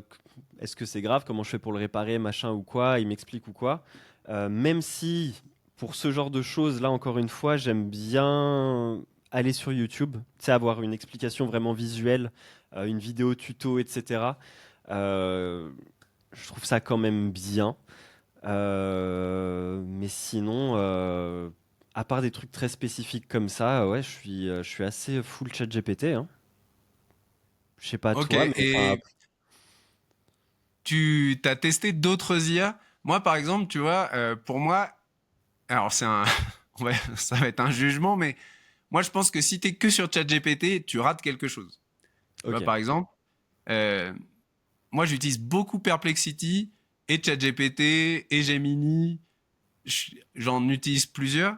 Et en plus, c'est pas la même chose d'utiliser Gemini à l'intérieur de Perplexity et Gemini dans Gemini. Tu vois, c'est ça qui est terrible. ok. J'avais l'espoir que, en fait, il y ait l'anneau pour les gouverner tous, mais ça marche pas comme ça. Et après, vraiment, si t'as jamais testé, pour le coup, ce que je partage sur ma chaîne sur Perplexity, c'est vraiment la réalité de mon quotidien. C'est-à-dire que Perplexity, c'est un outil très puissant et surtout très spécifique. Et c'est pour moi l'outil qui remplace Google, en tout cas l'ancien Google. Je parle pas de Ok. Gemini, je parle de Google au sens la search, quoi. Et quand tu as mis les pieds dans Perplexity, Google, c'est tellement. C'est Ah, vraiment oui. limitant, tu vois. Et si tu veux, Perplexity, tu lui dis je veux que tu checkes que les sites médicaux et scientifiques, par exemple, ou alors tu lui dis je veux que tu checkes que les réseaux sociaux. Tu vois, tu peux choisir le type de source, tu peux choisir ton moteur. Donc, bon, alors c'est un peu en fonction des. Voilà, ça c'est des débats sans fin. Est-ce que tu passes par l'API Cloud ou Gemini ou ChatGPT? Et tu peux choisir la récence, c'est-à-dire est-ce que tu veux que des infos qui ont un jour, une semaine, un Hmm. mois, tu vois. Et ça, quand tu fais des recherches et que tu es un peu dans le boulot, après, quand tu es dans la vie quotidienne, bon, je dis pas que ta recherche, tu vas la paramétrer systématiquement. Mais tu vois, quand on parlait des étapes et qu'après l'idée, il y a quand même un moment de recherche où tu vas chercher comment améliorer un peu le contenu, peut-être des données, des choses que tu peux apporter à un nouveau contenu de vidéo. Là, je nous mets dans notre bulle à nous. Mais en tout cas, tu es dans le pro, bah, pouvoir lui dire regarde que les réseaux sociaux, par exemple. Regarde que les réseaux sociaux d'aujourd'hui ou de cette semaine et fais une recherche sur tel truc. bah du coup, t'as zéro info qui date, t'as zéro info d'il y a 3 mois, tu vois, Ok. et ça te permet, je trouve, pour tout ce qui est recherche, tu vois, quand t'es un peu dans ta tête en mode chercheur ou en mode étudiant, je sais pas comment tu vois ça, mais en tout cas, quand t'as envie d'apprendre et d'avoir des sources, Perplexity, mais c'est pour moi 1000 milliards de kilomètres devant tout le reste, quoi. Ok. Parce Bah, que faudra même que je teste Gemini alors. 3, même ChatGPT, même le dernier modèle, même tout ce que tu veux, c'est de l'IA générative dont le but c'est de te générer un truc un peu, je sais pas comment, mais en tout cas ça te sort quelque chose de très pertinent, mais tu sais jamais vraiment où t'es, quoi. Tu sais jamais si la ligne qui est là, elle est pas fausse ou, alors que Perplexity c'est fait pour être carré, structuré et sourcé, quoi. Et du Hmm. coup, je ne peux que t'encourager. Franchement, la prochaine vidéo que tu fais, quand tu as ton idée là, et que tu passes en phase recherche, comment level up le contenu, eh ben, ouvre Perplexity. Perplexity, tu prends un compte PayPal, tu as 1 an gratuit, hein, donc tu peux quand même prendre le temps de Ok. tester. Tu tapes PayPal Pro Perplexity, tu vas avoir le truc. Faut se désabonner juste après pour pas qu'il te facture dans 1 an automatiquement, quoi. Tu Ouais, pas connais le. oublier. Ouais. Bah, tu peux le faire tout de suite en fait. Donc, faut le faire en une seule fois. Mais Ok. bon, voilà, t'auras Perplexity Pro 1 an. Fais les mêmes recherches que tu fais d'habitude, mais juste tu transfères et tu passes sur Perplexity. Tu vas avoir un contenu qui est structuré et tout. Et quand tu vas apprendre un peu à t'en servir, tu vas te rendre compte que tu peux le paramétrer vraiment selon tes désirs. C'est, Hmm. pour moi, c'est énorme, tu vois, de dire là, je te prends un truc bête, mais j'ai un petit side du side sur la nutrition. On pourra parler de focus, mais je suis pas capable d'avoir un seul truc. J'ai essayé, hein, mais alors j'ai pas tenu très longtemps. Mais je me suis cadré. Là, c'est les élèves des Wizards qui parlent, mais focus. Je me suis cadré à avoir que Mint Avocado, qui est vraiment voilà, c'est mon projet. Et j'ai un petit frère sur le côté, tu vois. Chaîne YouTube faceless et site web, mais léger. Et mais j'ai besoin en fait de pouvoir faire un truc à côté aussi dont je parle. C'est aussi lié à mon contenu principal qui est de parler d'affiliation et tout. En parler que dans le cadre de, tu sais, ça se mord la queue, je trouve un peu. Ouais, je vois ce Bah que tu moi, veux dire. il y avait quelque chose qui me gênait dans le fait de dire je fais de l'affiliation. Bah d'ailleurs en fait là je t'en parle en faisant. Ouais, en fait, si tu fais des Mais case studies et que tu parles de ce que tu fais actuellement sur la chaîne, je vois ce que tu veux dire. alors ça a des bons côtés. Ça a des bons côtés parce que tu peux. Bah, tu vois, typiquement, j'explique un process. En fait, j'explique comment j'ai fait exactement la vidéo que la personne est en train de regarder. Donc, il y a une richesse aussi, tu vois, dans cette manière de. Mais je trouve qu'il me manquait quand même aussi le playground sur sur le côté. Tout ça pour dire que, bah, quand j'ai voulu améliorer la vidéo de tel mec qui avait fait je ne sais combien de vues en anglophone, bah là, tu vois, Perplexity, tu lui mets oublie le web, oublie les réseaux sociaux, t'enclenches site scientifique, académique et tout, et tu sais qu'il va aller chercher que de la donnée sur des études, des trucs. Et tu vois, là, c'était une histoire de complément alimentaire sur un truc précis. Enfin, je sais pas si tu vois le genre de délire qu'il y a dans la nutrition. Euh, mais du coup, il est allé me chercher des infos. Tu vois, je lui ai dit, j'en veux pas 1 million, je veux 3 infos récentes sur le truc. Et lui, il est allé fouiller que dans PubMed, tu vois, tous ces sites euh, où c'est des études, c'est du réel. Tu peux mettre le lien de l'étude en bas. Enfin, pour moi, tu as une efficacité énorme plutôt que ChatGPT qui va te sortir oui, alors sur tel site ils disent ça, sur tel site ils disent ça. En plus, si ça se trouve, c'est d'autres sites d'affi, tu sais même pas s'ils ont sourcé correctement leurs Ouais, ouais, informations. ouais, ouais. Ouais, voilà, en tant que consommateur et créateur, tu vois bien qu'il y a des sites où c'est quand même pas forcément incroyable le contenu. En tout cas, j'ai pas une confiance. Et pourtant, parfois des trucs assez gros, tu vois, qui ont un trafic énorme et tout.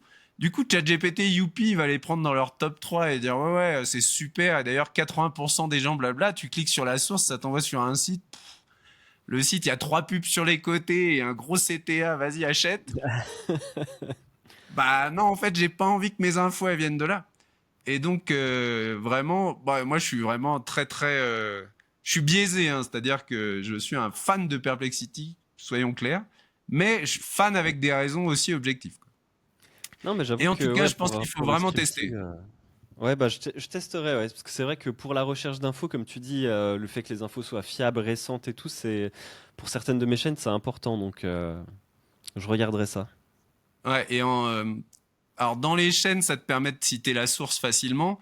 Et si un jour tu crées des sites web, vu que tu m'as dit pas encore, donc peut-être que ça va venir, ça permet, tu vois, tout bêtement, tu as l'info, tu vas la mettre dans ton article et directement, tu cliques sur la source, tu fais une capture d'écran, ça te permet en plus de... tu vois, quand c'est des sites scientifiques, c'est pas de la concurrence ni rien, donc il n'y a aucun problème à se dire, je clique sur la source, je prends une capture d'écran rapide du titre de l'article, ou tu vois, et ça te permet de, comme ça, d'en plus d'illustrer ton article super D'illustrer, ouais. vite avec des trucs qui donnent de la confiance, ou alors si tu as une stat clé en gros, c'est le titre de l'article, tu n'as même pas besoin d'écrire la stat dans l'article, des fois tu prends juste l'image. Euh, voilà, il y a plein de bénéfices à ça. Et ouais, moi je suis partisan du coup des allers-retours, tu vois, entre parfois plusieurs IA. Euh, la vidéo que je suis en train de faire pour jeudi prochain, elle est là-dessus. C'est-à-dire qu'elle est sur utiliser Perplexity et utiliser Gemini. Gemini comme acteur et Perplexity comme base de données, recherche, sourcing, Ok, tout ça. Tu vois, et je ok. pense que en ce moment, c'est un bon équilibre. Quand tu as comme ça une IA, parce qu'effectivement, tu vois, ChatGPT, Gemini, quand tu veux des idées de vidéos, qui te lancent des scripts, des trucs, qu'il aille te créer des. Ils sont beaucoup plus efficaces, je pense. Après, c'est Pour toujours tout ce qui pareil, est plus tu utilises un brainstorming. outil, plus tu es bon avec. Pour le brainstorming, voilà, c'est plus leur nature et ils vont plus aussi avoir un peu l'idée originale en plus, ou tu vois. Mais par contre, quand tu as envie d'aller dans les données, structurer, chercher, euh, Perplexity, c'est vraiment un super outil. Et je pense qu'en faisant des allers-retours, sans que ça se devienne un délire ou une usine à gaz, en un ou deux allers-retours, euh, c'est c'est vraiment efficace. Dans une vidéo aussi, j'ai montré que Perplexity, quand tu as fini ton script, enfin que ça soit des bullet points ou un plan, mais en tout cas quand tu as ta structure avec les infos que tu vas donner et tout, tu lui demandes de faire un fact-checking. Bah franchement, Hmm. des fois, moi il m'a Ah ouais. déjà mis le doigt sur des trucs genre là, tu racontes de la merde. Ah ouais, il est sorti des grosses boulettes et tout. Ah, c'est vrai que c'est pas mal pour cette utilisation-là, là. Pas des grosses boulettes, mais voilà, il te dit là, moi j'ai checké, non, tu vois. Et Hmm. en plus, tu vois, enfin, il suffit de faire un prompt, c'est pas sorcier, franchement. C'est dans une vidéo que j'ai faite contre ChatGPT, tu vois, où je montrais ChatGPT versus Perplexity. Euh, Perplexity, il te permet, quand tu as terminé ton travail, enfin, quand tu crois que tu as terminé ton... En un prompt, tu lui balances tout, tu mets un prompt un peu carré et il te fait un truc gauche-droite et il te dit ça change, ça change. Ça, c'est, allez, 5 minutes de plus dans ton process et ça évite quand même des mauvaises surprises ou tu vois. Ouais, Ou ouais, non, parfois ça te carrément. donne une petite idée en plus ou un truc plus précis à dire. Tu vois, c'est pas forcément que t'as faux, mais c'est que t'es vague et lui il te dit bah là regarde c'est vague, moi je te dis ça. Bref, c'est un petit voilà un petit hack en plus, mais c'est vraiment pas un gros, ça prend pas beaucoup de temps et c'est cool. Ok. Bah, je me suis déjà ouvert, hop, un petit onglet Perplexity pour y penser une fois qu'on aura fini d'enregistrer. Et j'irai tester ça, ouais. Ouais, moi je suis comme je dis, je suis un peu biaisé dans le sens où je suis un peu hype sur l'outil. Mais je pense vraiment que c'est un plus et que avoir deux, voilà, jongler entre deux trucs, tu vois, j'irais pas dire à quelqu'un, ouais, il te faut Claude plus ChatGPT, plus Gemini, plus Perplexity, plus machin, plus bidule. Mais en avoir deux, je pense que c'est pas mal. Et deux, Ok. justement, qui ont ces deux fonctionnements qui sont différents quand même. Ouais, qui se complètent, Perplexity, quoi. c'est pas ChatGPT, c'est pas Gemini, c'est un truc bien spécifique sur lequel il bosse vraiment le côté source. Alors ça veut pas dire que c'est la perfection, hein, c'est de l'IA, hein. Je suis bien conscient que c'est pas l'outil parfait, mais tu vois, en ce moment, ils sont à fond dans leur outil finance parce que la quatrième source, c'est la finance. Ok. Et ils arrêtent pas de rajouter des features sur la finance et tout ça. Et voilà, leur objectif à eux, c'est d'être différent quand même. C'est pas de faire la même chose que tout le monde. Et je pense que Mm, c'est un bon axe. Et je pense que celui qui a remplacé Google, c'est eux en fait. C'est mon avis perso, hein. Mais pour moi, la recherche Google, quand tu veux juste la recherche Google, bah c'est sur Perplexity qu'il faut aller. Et quand tu ok. veux autre chose, utiliser de l'IA en mode vraiment avancé un peu, là, il faut aller chez ton fournisseur préféré. Sachant que franchement, là, j'ai commencé à utiliser Gemini le dernier. Le saut, il est notable, hein. Ah ouais? Déjà, c'est rapide. Je sais plus avec qui je parlais de ça, mais t'as l'impression qu'il répond avant que t'aies appuyé sur la touche entrée presque. Donc c'est pas désagréable. Et en plus, ouais, je trouve que ça sort du contenu et tout. C'est vraiment, ouais. Je pense qu'ils ont fait un joli bond et que là ils ont pris le lead pour un moment. Je sais pas si t'as vu Ok. passer le mème où t'as le Reaper, la mort avec sa faux énorme. Et donc Qui t'as le passe logo avec dans Google les. et t'as les trois petits aventuriers en face qui arrivent. Et c'est les autres IA et qui regardent vers le haut genre oh putain. Moi, j'avoue que sur tous les outils IA et tout, en fait, je mets un peu des œillères dans le sens où, bah, en fait, maintenant que j'ai un process qui peut être optimisé justement grâce à ces outils IA et tout, je pense que le fait d'avoir des œillères, ça me permet aussi de me focus vraiment sur bah, la création de contenu qui fait avancer mes chaînes, quoi. Parce que moi, je me connais, je sais que si je plonge là-dedans, bah, je vais me dire, oh, putain, bah là, par exemple, putain, avec la mise à jour de Gemini et tout, c'est génial. Comment est-ce que je pourrais l'intégrer à mon process? Et je vais essayer de me forcer à l'intégrer à mon process. Ça va me prendre du temps, peut-être que ça va pas être si efficace que ça. Enfin, et en fait, je vais être plus focus à essayer de trouver des utilités et à utiliser toutes ces IA pour servir mon contenu plutôt que l'inverse, quoi. Donc, je prends peut-être du retard, là, effectivement, sur Non, cet moi je aspect. suis 100% de ton côté. Je vais peut-être te surprendre parce que c'est à rebours de ce que je raconte. Euh, Disons que quand je teste des IA ou des trucs comme ça, c'est du perso pour moi, tu vois, je suis pas dans le pro. Hmm. Et par contre, il faut absolument, et d'ailleurs je t'ai demandé ton process et j'ai pris des notes, hein, crois-moi, parce que mon but, c'est d'en enlever le plus, c'est d'enlever toutes les frictions, quoi. Hmm. Enfin, je pense que dès que tu commences à travailler en mode régulier, etc., t'as je vois vraiment, moi, je suis 100% de ton côté dans le sens où tu as tes process, tu as tes outils, ça fonctionne. Il n'y a aucune raison. Tu vas pas chaque semaine aller remettre en cause des trucs. Euh, Après, là, moi, je suis à fond dans justement ce thème de IA générative versus parfois des choses différentes. Et pour le coup, je pense que Perplexity, ou par exemple, tu vois, ça pourrait être une IA comme NotebookLM, je sais pas si tu connais.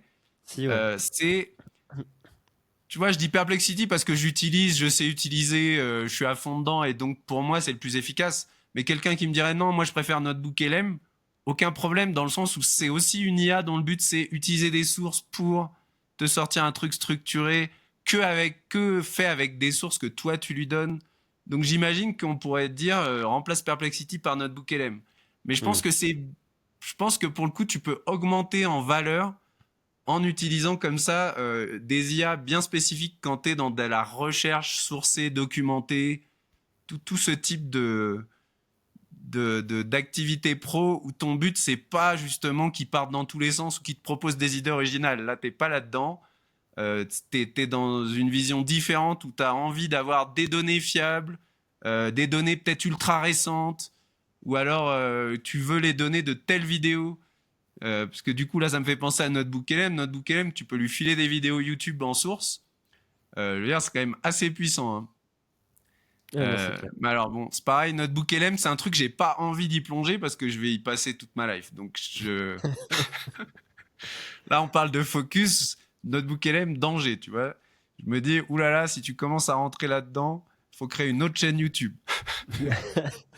Bah moi, la seule raison pour laquelle j'utilise Notebook c'est sur des vidéos où je dois expliquer des concepts qui mérite support visuel pour que les gens conceptualisent mieux, tu vois, je vais balancer les sources à NotebookLM et ensuite je clique sur génère-moi une vidéo. Et donc là, ou même un diaporama, je crois que tu peux faire ça aussi directement. Mhm. Et donc il va te générer des slides avec des petits schémas et tout. Et je récupère ces schémas et hop, je les inclus dans mes vidéos, tu vois. Et pour ça, je trouve que c'est vraiment pas mal. Bon bah foutu, je vais l'ouvrir. Non mais je suis convaincu que quand c'est fait intelligemment, il y a d'autres IA, voilà. Tu vois, finalement tu disais que tu étais 100% ChatGPT et finalement tu viens quand même de nous dire que tu utilises NotebookLM. C'est vrai. Et Bah, bah, tu vois, c'est une utilisation très en marge, hein, mais c'est pour ça que j'y ai ouais, pas mais du pensé du coup, coup. bah, Mais c'est la bonne utilisation. C'est-à-dire, tu es Mm. sur un point précis pro, tu as un besoin, c'est NotebookLM qui répond, boum, t'y vas, tu prends la valeur qu'il y a à prendre, t'y passes pas 3 ans et tu perds pas de temps ailleurs ou à essayer de créer des infographies avec un truc de génération d'images où tu as 4 fautes dans les lettres. Donc après, tu es là à l'enfer. retoucher tes trucs, tu as perdu une demi-heure pour un titre, tu es là, waouh, qu'est-ce que je suis en train de faire? Enfin, moi, ça m'est arrivé vraiment, hein, là, c'est du vécu. Hein, d'un seul coup, tu regardes l'heure et tu dis, mais attends, qu'est-ce que je viens de faire pendant 40 minutes? Qu'est-ce qui m'a pris, quoi? Euh, alors, sache que Gemini, le dernier, là, bah, il fait des slides aussi. Tu pourras tester, voir si Ok. c'est mieux ou moins bien. Tu lui dis, crée-moi un deck de slides, je veux 10 slides sur tel sujet. Pouah, ça sort, et puis ça sort vite et ouais, je pense que là, on est sur un modèle où il y a des trucs qu'on se rend même pas compte que ça le fait. Et en plus, ils ont sorti leur nouveau truc d'image en même temps, Nano Banana Pro. Alors là, pour le coup, j'ai passé un peu de temps. C'est pas, tu lui, il y a des mecs qui ont joué un peu sur X. En fait, Ok. et donc tu peux lui dire, par exemple, c'est Nano Banana Pro, c'est le 2 quoi. Ouais, mais Nano Banana tout court, enfin le un, il avait pas déjà accès à Internet? J'en sais rien. Ok. Honnêtement, je suis pas expert en modèle image et tout. Juste là, ça fait la hype, donc c'est passé. Et du coup, en tout cas, il a des capacités que l'autre avait pas clairement, puisque personne faisait ça avant. Et là, tu peux lui dire, par exemple, pendant un match de foot, tu lui dis, sors-moi une image du match avec le score. Il te sort le score avec l'heure, la durée du match. C'est sur l'image, tu vois. Ok, Sur le ok. panneau de score, il y a 42 minutes, il y a le score est bon et tout. Ou alors tu peux lui mettre des coordonnées GPS et lui dire je veux telle personne à telle coordonnée GPS et ça te sort tu vois là les mecs qui sont tu parlais des influenceurs virtuels, les mecs ils vont se gaver avec ça. Tu lui mets Ah des bah, ça coordonnées m'étonne. GPS, tu lui dis sors-moi mon perso, je veux 4 points de vue différents à telle coordonnée GPS, il te sort les photos. Putain, c'est ouf. Donc j'y passerai pas de temps parce que j'en ai pas besoin pour du coup le côté pro, mais tu vois bien qu'on fait quand même des bons par moment.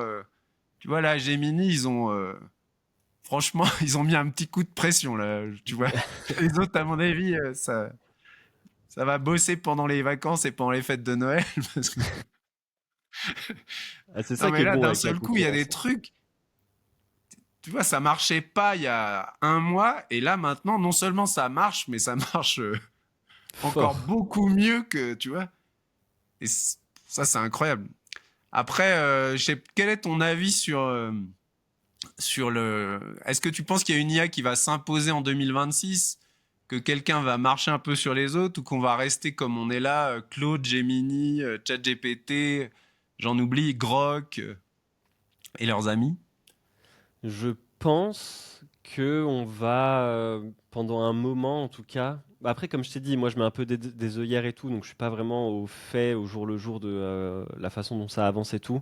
Mais je pense pas qu'il y en a une qui va dominer les autres. Déjà parce que on parle d'entreprises qui ont des capacités financières énormes, et donc je pense qu'elles vont toutes, enfin elles ont toutes en tout cas les reins assez solides pour toujours aller chercher le meilleur, le meilleur, le meilleur. Et donc, je pense que c'est comme ça qu'elles avancent un petit peu tout en même temps, tu vois.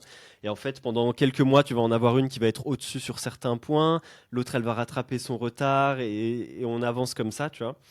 Euh, et je pense qu'elles ont toutes les reins assez solides, parce que bah, on parle de X avec Grok qui a des énormes fonds, de Google, j'allais dire Apple, non, parce que Apple, eux, pour le coup, ils sont vraiment à la traîne, mais OpenAI et tout, donc on n'est pas dans la même course que, par exemple, pendant la période où on avait 15 applications de livraison de bouffe différentes, tu vois.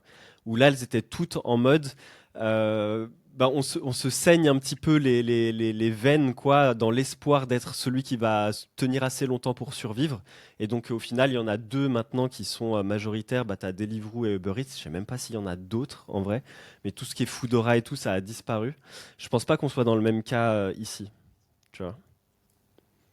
Ouais, je suis assez d'accord et je pense aussi que même politiquement, ça passera pas dans le sens où on, tu vois, quand il y a des lois antitrust aux États-Unis, il y a des trucs pour la concurrence en Union européenne, il y a aussi le côté national derrière, où s'il y a une IA qui dominait tout et qui prenait tout le game, ça me paraît trop problématique et politiquement et économiquement. Je pense pas qu'on laisserait quelqu'un écraser tous les autres, même si tu vois navigateur de recherche, moteur de recherche, bon finalement à la fin les autres sont petits quand même. Maintenant, est-ce que tu nous parlais donc de créer des... Bah, le but, ça va être, je pense, de scale. Parce que là, j'ai une des chaînes YouTube où je commence à avoir pas mal de traction, pas mal de commissions, etc. C'est celle sur laquelle je vais implémenter mon premier lead magnet, là.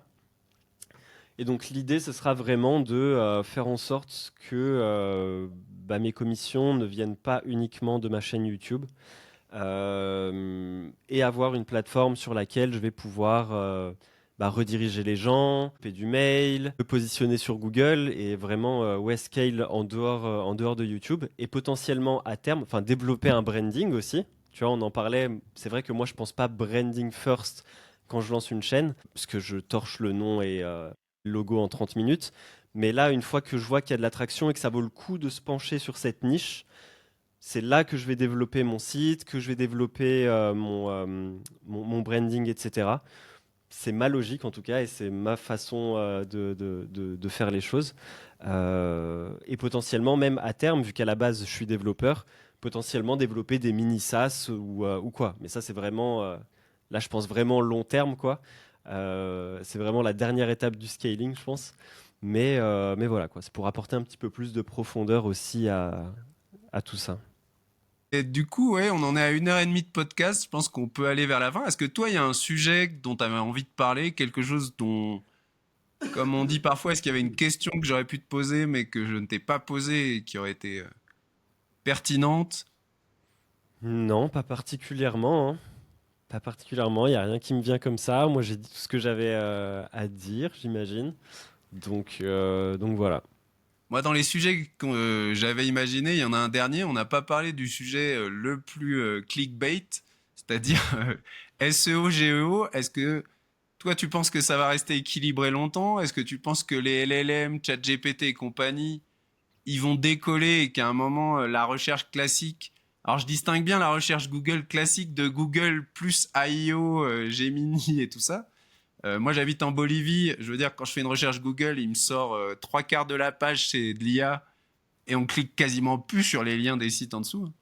Mais là, je parle recherche traditionnelle versus LLM. Tu vois ça comment? Bah, moi, si j'observe ce qui se passe autour de moi, euh, la majorité des gens que je connais ont déjà sauté le pas et font déjà toutes leurs recherches via ChatGPT. Dès qu'ils ont une question, ils passent via ChatGPT. Et je pense que euh, il y a vraiment quelques. Bah après, je suis peut-être dans une bulle aussi, hein. C'est peut-être aussi la réalité de ma bulle. Donc ça à prendre avec des pincettes. Et je pense que les recherches Google, par contre, ont toujours un edge sur tout ce qui est. Dès que tu vas vouloir acheter quelque chose, je sais que moi-même, je passe pas via ChatGPT. Je vais peut-être passer via ChatGPT pour avoir des conseils d'achat. Mais dès que j'ai le nom du produit que je veux acheter, je vais passer directement par Google pour aller sur les sites de e-commerce que j'ai l'habitude de fréquenter, Amazon, etc. Donc il y a ça. Pareil, hein, je sais que dans mon entourage, pour tout ce qui est shopping, vêtements ou quoi, ça va directement sur les sites, ça va pas sur les LLM. Pareil, si jamais tu veux acheter un truc de voyage ou quoi, en fait, j'ai l'impression que globalement, tout ce qui est lié à l'achat, ça passe encore via Google, quoi. Mais tout le reste, dans mon entourage, en tout cas, ce que j'observe, c'est que ça passe via des LLM. Je sais pas, toi, ta vision des choses, mais ton expérience aussi. Ouais. Moi, ma bulle ressemble pas mal à la tienne. Ok. Euh, Nous, en Bolivie, on a les AIO depuis déjà un bon moment, donc en fait, plus personne clique sur les liens. Et ça, c'est assez impressionnant quand tu y penses d'un point de vue pro et quand tu penses aux éditeurs de sites. Franchement, ça viendrait à l'idée de personne d'aller cliquer sur des sites dans 95% des usages qu'on a de la recherche Google, hein. Ouais, c'est Parce que de ouf. toute façon, il te fait un résumé, il te met les sites qu'il a consultés sur le côté, tu te dis, bon, bah voilà, je viens de gagner 20 minutes. Pourquoi moi j'irais cliquer sur les liens? Il l'a fait à ma place, clairement. Non, c'est Non, mais vrai. vraiment, on en est là. Après, moi, je pense vraiment que ça va se, ça va se jouer sur autant les réseaux sociaux que les LLM. On en parlait avant, mais je pense qu'on sous-estime la recherche TikTok, la recherche Snapchat, la recherche Instagram, euh, la recherche YouTube. Bon, je pense qu'elle est pas trop sous-estimée pour le coup, parce que là, c'est vraiment très très gros, mais et je pense que ça va se jouer plus entre eux, c'est-à-dire LLM et réseaux sociaux. Alors après, ça peut être les réseaux sociaux qui incluent les LLM à l'intérieur de leur propre fonctionnement. Je sais que là, il va y avoir Perplexity à l'intérieur d'iOS, je crois. Ou... Attends, je dis peut-être une énorme bêtise. Mais en tout cas, Perplexity, ils ont un partenariat. Non, ils vont rentrer dans Snapchat, justement, non? Ah ouais? Attends, Ok. je vais faire une recherche en live parce que j'ai très peur de dire une énorme bêtise.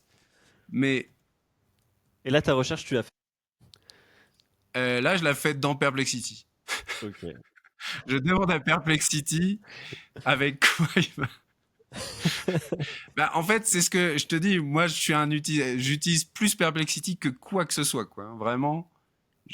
Mais aussi parce que comme j'ai basculé, au bout d'un moment, tu as tes espaces de travail, tu as tes paramètres. Enfin, celui que tu utilises le plus, toi, apparemment, c'est ChatGPT. Il te Ouais. connaît. Il... Ah, tout ça, ça joue quand même. Il a toute la mémoire, tout l'historique des conversations. Et au final, c'est énorme. Je te prends un exemple tout bête, mais l'autre fois, j'ai dit oui, quel SaaS sur Internet je pourrais utiliser pour faire telle chose par rapport justement à mon process YouTube. Et il m'a répondu oui, tu peux utiliser ça ou ça, mais en fait, tu utilises déjà DaVinci et il y a telle option et ça marche très bien. Hmm. Et tu vois, parce que et là, je me suis dit ah oui, quand même, tu vois, le truc, c'est comme s'il était posé sur l'épaule un peu, hein. Ça en devient même effrayant, hein. Ouais, ouais, c'est flippant, mais mais ça marche bien et en fait c'est efficace aussi, c'est-à-dire qu'au lieu d'aller chercher un autre outil, bah il m'a dit t'as un outil, tu t'en sers et dedans tu peux le faire, t'embête pas. Ouais voilà c'est ça, c'est bon c'est bon. Perplexity et Snapchat 400 millions de dollars de deal pour que Perplexity soit le moteur de le LLM intégré à Snapchat. Je te Bah, tu confirme vois, que moi, c'est Snapchat. cette recherche-là, pour savoir si Perplexity, dans quoi elle allait être intégrée, vu que tu me parlais de Snapchat, que tu n'étais pas sûr ou quoi, bah, instinctivement, en fait, c'est vrai que cette recherche, je l'ai faite sur Google. J'ai tapé juste Snapchat Perplexity dans Google pour voir s'il y avait des articles qui sortaient et pour vérifier l'info. Et hop, j'ai vu les premiers liens, Perplexity sera intégré à Snapchat début 2026. Et hop, j'ai mon info et je ferme Google, quoi. Mais pour le coup, j'ai pas cliqué sur le lien, mais si j'avais C'est ce voulu que en j'allais savoir te dire. plus, je l'aurais fait, tu vois. J'allais te dire, sauf que, encore une fois, bel exemple, on clique plus, quoi. C'est C'est-à-dire que vrai. c'est un usage hyper. Et on l'a tous cet usage en plus. Quand tu as envie de vérifier qu'un truc existe, tu fais une recherche Google pour vérifier qu'il y a beaucoup d'articles sur le sujet. Ouais, c'est ça. Et c'est. Alors là, j'ai jamais vu de stats là-dessus, mais je serais curieux de savoir le pourcentage de recherche, je sais pas comment on pourrait appeler ça, Qui n'aboutissent de pas sur recherche Internet. informationnelle un peu, est-ce que le monde est au courant de ça? Et en fait, t'as pas besoin d'en savoir plus. T'as juste envie de vérifier que l'info, elle a fait le tour. Et si elle a fait le tour de 25 sites un peu crédibles, là, ça te suffit. Ouais. Ouais, c'est ça. Ok, ok. Ouais, bah, c'était super intéressant. Je pense que c'est bien qu'on s'arrête vers 1h30.